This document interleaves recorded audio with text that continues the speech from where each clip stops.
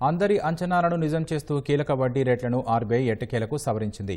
Repo రేటుపై 25 basis పాయింట్లను RBI తగ్గించింది. ఈ మేరకు ద్రవ్య పరపతి విధాన కమిటీ నిర్ణయాలను ఆర్బీఐ గవర్నర్ సంజయ్ మల్హోత్రా వెల్లడించారు. దీంతో రెపో రేటు 6.50% నుంచి 6.25%కి దిగొచ్చింది.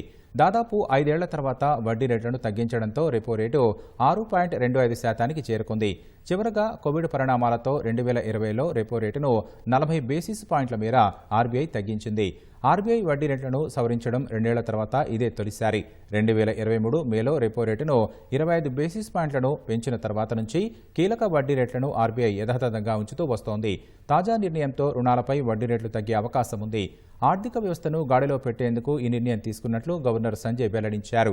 ఖర్చులను పెంచడానికి, వృద్ధిని ప్రోత్సహించడానికి కేంద్ర బడ్జెట్లో వ్యక్తిగత పన్ను రేట్లను తగ్గించిన నేపథ్యంలో ఈ నిర్ణయం రావడం గమనార్హం. ప్రస్తుత ఆర్థిక సంవత్సరంలో ద్రవ్యోల్బణం 4.8% ఉంటుందని ఆర్బీఐ అంచనా వేసింది.